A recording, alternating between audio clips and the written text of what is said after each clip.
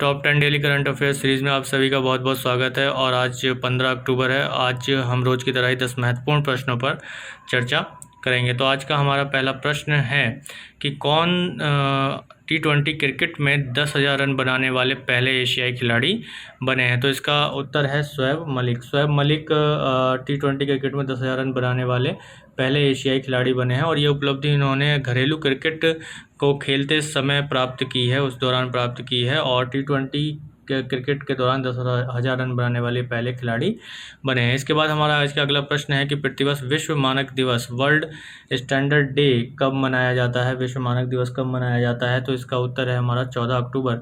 14 अक्टूबर को प्रतिवर्ष विश्व मानक दिवस मनाया जाता है। जो अलग अलग मानक तय होते हैं, स्टैंडर्ड तय होते हैं किसी भी चीज़ के मापक के, उसके विषय को लेकर ये दिवस प्रतिवर्ष मनाया जाता है। तो कब मनाया जाता है? 14 अक्टूबर को मनाया जाता है। अगला प्रश्न है हमारा, किस देश ने हाल ही में दुष्कर्म पीड़िताओं के दोषियों को मृत्युदंड देने का फैसला किया है। तो इसमें हमारा आंसर होगा बांग्लादेश। बांग्लादेश की सरकार ने अभी हाल ही में एक कानून पास किया जिसमें दुष्कर्म पीड़िताओं के दोषियों को मृत्युदंड देने का प्रावधान किया गया, क्योंकि ये लगातार देखा जा रहा था कि बांग्लादेश में भी पिछले कई वर्षों से दुष्कर्म के जो केस हैं, रेप के जो केस हैं, वो लगातार बढ़ रहे थे, जिसका विरोध प्रदर्शन बड़े पैमाने पर बांग्लादेश में हो रहा था। और लगातार ये मांग उठ रही थी कि इन दोषियों के लिए या इस दोष के लिए मृत्युदंड की सज़ा का प्रावधान होना चाहिए। तो बांग्लादेश की सरकार ने इस चीज़ को मानते हुए मृत्युदंड के प्रावधान को इस सज़ा के रूप में शामिल किया है, इस अपराध की सज़ा के रूप में शामिल किया है। वहाँ के जो प्रधानमंत्री हैं शेख हसीना हैं और यहाँ की मुद्रा टका है बांग्लादेश की, और राजधानी ढाका। अगला प्रश्न है हमारा, हाल ही में भारत की कुल कितने समुद्री तटों को ब्लू फ्लैग प्रमाण पत्र जारी किया गया है। ब्लू फ्लैग प्रमाण पत्र जारी किया, यानी ब्लू फ्लैग सर्टिफिकेट जारी किया गया है। तो 8 जो हमारे समुद्री तट हैं, यानी कि जो बीचेस हैं, उनको ब्लू फ्लैग सर्टिफिकेट जारी किया गया। भारत सरकार ने 12 बीचेस को प्रपोज किया था, लेकिन 8 को ही ये सर्टिफिकेट मिला है। और ये सर्टिफिकेट डेनमार्क में स्थित एक इंटरनेशनल एजेंसी जिसका नाम फाउंडेशन फॉर एनवायरनमेंट एजुकेशन है, उसके द्वारा ये दिया जाता है। और ये एक इंटरनेशनल सर्टिफिकेट है जो किसी भी बीच को वहाँ की गुणवत्ता के आधार पर दिया जाता है, कुछ आधारों के बेस पर दिया जाता है, जैसे कि वहाँ की स्वच्छता, पेयजल की उपलब्धता, पर्यटकों को आकर्षित करने संबंधी जो भी वहाँ पे तथ्य हैं उनके आधार पर, और दूसरा कि पर्यटकों की जो आवश्यक या आधारभूत जो आवश्यकता है उसकी पूर्ति करने के आधार पर उनको ब्लू फ्लैग प्रमाण पत्र दिया जाता है, सर्टिफिकेट दिया जाता है। यदि हम 8 उन बीचेस के बारे में देखें तो 8 बीचेस कुछ इस तरीके से हैं कि शिवराजपुर द्वारका में गुजरात में दिया गया, और घोगला दीव में है, कप्पड़ केरला में है, और ऋषिकोंडा आंध्र प्रदेश में है, गोल्डन बीच पुरी ओडिशा में है, राधानगर बीच अंडमान निकोबार आइलैंड ग्रुप पर है, और कर्नाटका के 2 बीचेस को ये मिला है ब्लू फ्लैग सर्टिफिकेट। एक का नाम कसरकोड है और दूसरे का पाडू बिरडी है। अगले प्रश्न की ओर हम चलते हैं। हमारा आज का अगला प्रश्न है कि कमिटमेंट टू रेटिंग इनइक्विलिटी इंडेक्स 2020 में भारत को कौन सा स्थान प्राप्त हुआ है। तो भारत को इसमें 129वां स्थान प्राप्त हुआ है। कितने में से? 158 देशों में से 129वां स्थान प्राप्त हुआ है। तो 158 देशों की सूची में भारत को 129वां स्थान मिला है। और ये जो इंडेक्स है वो ऑक्सफैम संस्था द्वारा जारी किया गया है। और इस इंडेक्स का जो आधार रहा, या 129वां जो स्थान भारत को मिला, उसका कारण ये रहा कि भारत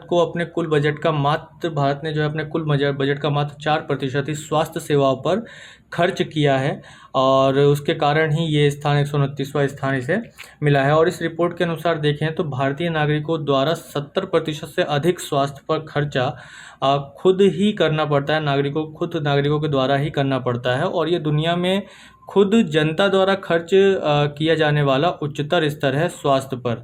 नहीं तो विश्व के अधिकांश देशों में ये इस सूची के अंतर्गत या इस रिपोर्ट के अंतर्गत ये देखा गया है कि वहाँ की जो सरकारें हैं, जो गवर्नमेंट है, वो मुफ्त स्वास्थ्य सेवाएं उपलब्ध कराती हैं, जिसके कारण या कुछ पॉलिसीज़ ऐसी उपलब्ध कराती है जिसके कारण वहाँ के नागरिकों को स्वास्थ्य पर खुद से खर्चा ना करना पड़े, कम से कम खर्च करना पड़े।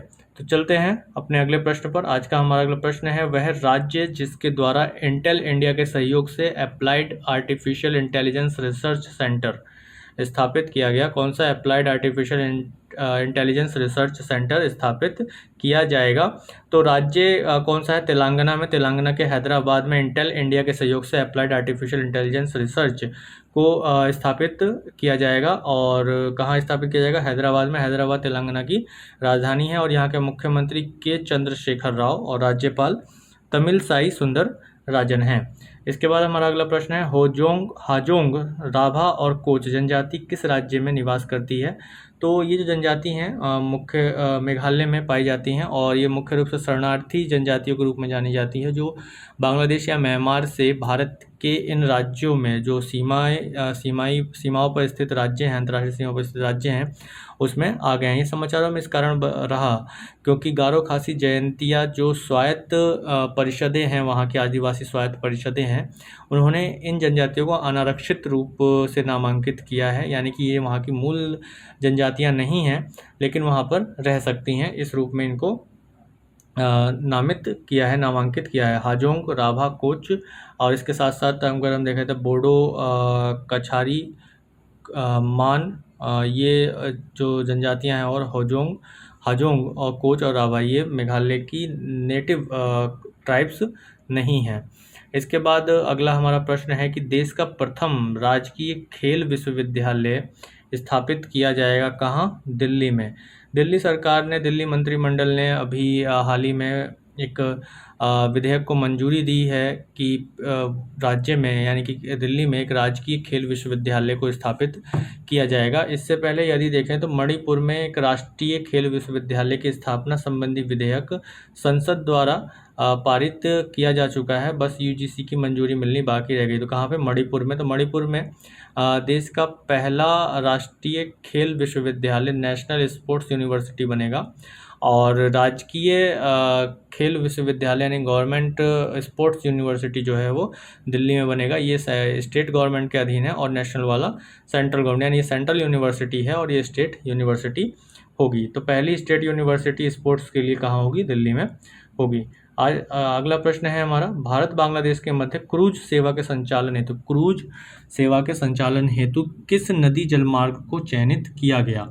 किस नदी जलमार्ग को चयनित किया गया? यानी कि जो नेशनल वाटरवेज हैं उनमें से एक 86 नंबर का जो वाटरवे है उनमें से एक को चयनित किया गया है और वो किस नदी पर है? रूपनारायण नदी पर है। नेशनल वाटरवेज की अगर हम बात करें तो भारत में 111 नेशनल वाटरवेज हैं, जिसमें से कुछ डिक्लेयर्ड की जा चुकी हैं और कुछ अभी अंडर कंस्ट्रक्शन हैं और कुछ प्रोटोकॉल रूट्स हैं जो बांग्लादेश के साथ हैं और कुछ को क्लासिफाइड किया गया है, यानी आइडेंटिफाई किया गया कि इस नदी पर इनलैंड वाटरवेज बनाए जाएंगे। और रूपनारायण नदी की बात करें तो ये बांग्लादेश में जो जाएगी वो कलकत्ता और सुंदरबन होते हुए बांग्लादेश में ये इनलैंड वाटरवे जाएगा जो रूपनारायण नदी पर है। इसको मानचित्र पर अगर एक बार लोकेट करें तो हम देख सकते हैं कि ये जो क्षेत्र है बांग्लादेश वाला और पश्चिम बंगाल का जो ये क्षेत्र है, ये यहाँ पर रूपनारायण नदी होगी। और इसको अगर हम यहाँ मैप पर थोड़ा सा देखें तो जो आइडेंटिफिकेशन है, जैसे कि आइडेंटिफाइड जो है वो इस कलर के आपको दिखाई देंगे और डिक्लेयर्ड जो होंगे वो डार्क ब्लू कलर के हैं, अंडर कंस्ट्रक्शन डॉटेड ब्लू है और फिर उसके बाद इंडो बांग्लादेश प्रोटोकॉल रूट वो आपको यहाँ पर बांग्लादेश में डॉटेड लाइन जो दिख रही है वो इंडो बांग्लादेश प्रोटोकॉल रूट है। तो 111 इनलैंड वाटरवेज इंडिया में हैं और जिनमें से कुछ डिक्लेयर्ड हो गई हैं और फर्स्ट डिक्लेयर्ड जो इनलैंड वाटर वे है इंडिया का नेशनल वाटरवे 1 है, वो कहाँ से कहाँ तक है? वो इलाहाबाद से हल्दिया तक है और किस नदी पर है? गंगा नदी पर है। और सेकंड वाटरवे जो है इनलैंड वाटरवे वो ब्रह्मपुत्रा नदी पर है, सादिया से धुबरी तक, किस स्टेट में? ये है आपका असम में है, और फर्स्ट वाला जो है उत्तर प्रदेश, बिहार, झारखंड और पश्चिम बंगाल में स्थित है। इसके बाद हम चलते हैं अपने अगले प्रश्न की ओर, और आज का अंतिम प्रश्न, इतिहास का सबसे बड़ा आर्कटिक अभियान, इतिहास का सबसे बड़ा आर्कटिक अभियान कौन सा है? तो मोसेक आर्कटिक अभियान जो है इतिहास का सबसे बड़ा अभियान है। इस अभियान के द्वारा ये देखा जाएगा कि विश्व में जलवायु परिवर्तन है या जो आर्कटिक जलवायु है वो किस तरीके से विश्व की जलवायु को एक तरीके से प्रभावित करती है। और मोसेक एक फ्लोटिंग लेबोरेटरी है, तैरता हुआ एक वेधशाला है जो आर्कटिक महासागर में तैरेगा, और ये इतिहास का सबसे बड़ा अभियान माना जा रहा है। और इसका संचालन जर्मनी के एल्फ्रेड वैगनर इंस्टीट्यूट के द्वारा किया जा रहा है। तो ये आज के हमारे 10 सबसे महत्वपूर्ण प्रश्न थे। आप लोगों को अगर ये वीडियो बहुत अच्छी लगी हो, बहुत ही अच्छी लगी हो, तो ज़रूर लाइक कीजिएगा और ज़्यादा से ज़्यादा शेयर कीजिएगा, ताकि हम आप लोगों के सामने ऐसे ही नॉलेजेबल वीडियोस को लगातार लाते रहें। और हमसे जुड़े रहने के लिए बेल आइकॉन को ज़रूर प्रेस कीजिएगा सब्सक्राइब करने के बाद।